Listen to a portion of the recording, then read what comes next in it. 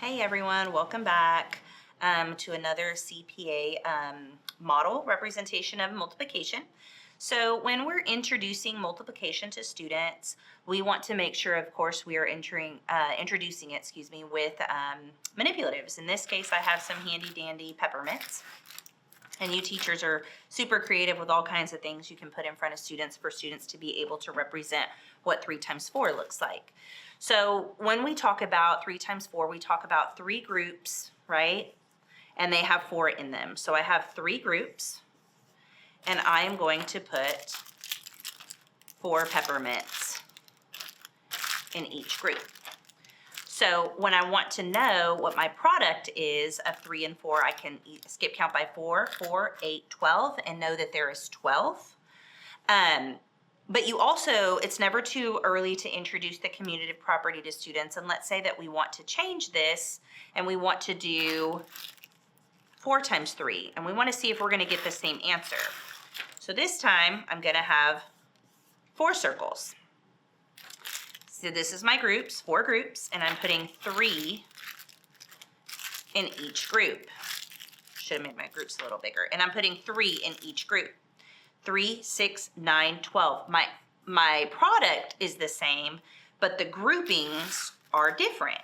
And that's what we want our kids to understand, that the commutative property is still going to generate the same product, but the way that the groups are structured are different, and some of the ways that they're going to be asked on a state test are representative of the groups and the multiplication equation itself.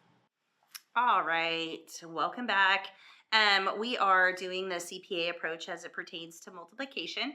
And we've already done the concrete model with our students, and they know how to manipulate the manipulatives in order to make the number of groups. If we needed to kind of revisit that with like 9 times 6, how many groups are there? There is 9 groups.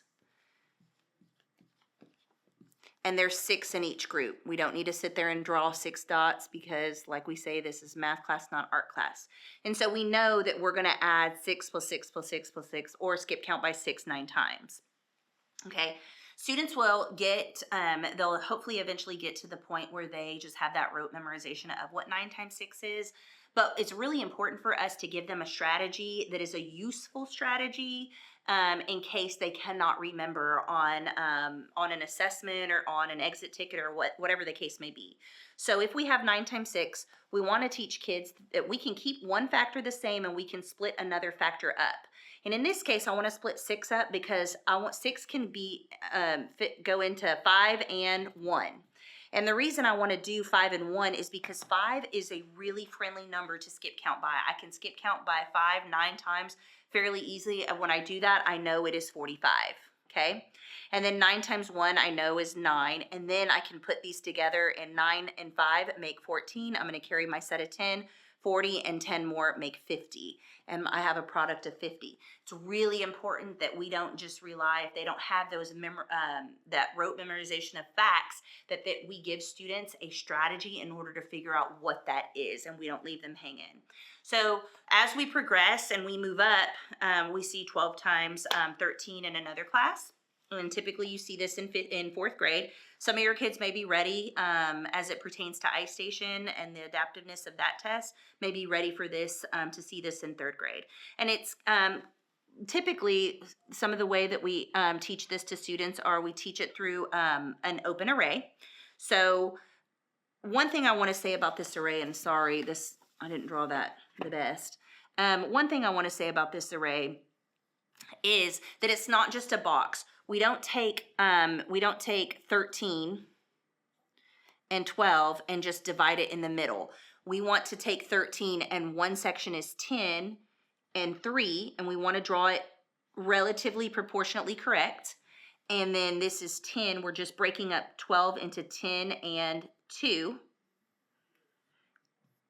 And that's what it looks like when we're breaking it up. So in this box right here, we're going to have 10 times 10 equals 100. In this box here, we're going to have 10 times 3 equals 30. In this box right here, we're going to have 10 times 2 equals 20. And in this box right here, we're going to have 10 times 3 equals 6. And what do I do with all my partials? Well, I have 100, I have 30, I have 20, and I have 6.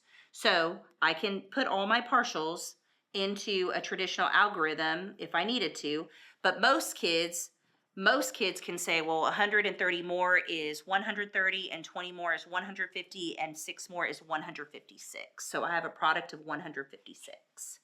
So again, it's really, this model is an open array, because if I really had to draw the array, I would draw boxes all the way down here to show that there is 12 dimensions on this side and 13 dimensions on this side. And if you pay attention, close attention, I put the 13 on this side because it is the longer side. And then 12 is the shorter side. And we want to make sure for our students to understand what's happening, we draw it proportionally correct. All right, so when we come, this is something that you typically see in 5th grade, unless again, they're ready for it based on the adaptive I-Station test. But this right here, you can just break up by place value and show one of the properties. 100 times 6 is 600. 30 times 6, we're keeping one factor the same, notice that, and we're just breaking this 137 up by place value because they're easier to multiply by. 6 times 3 is 18, and I'm adding that 0 back because of place value. That wasn't a 3, it was actually a 30. And then 7 times 6 is 42. And then, so 0 plus 0 plus 2 is 2. 80 plus 40 is 120. Adding that 100, and then 100, 600, and 100 more is 800. Or you can do the traditional algorithm, which is 7 times 6 is 42, and I'm adding that 40 to whatever this is. So 30 times 60, or 30 times 6, excuse me, is 180, and 40 more is 220. So I'm leaving the 20 here, and I'm adding that 200. And then 100 times 6 is 600, and 200 more is 800, and both of my products are 822.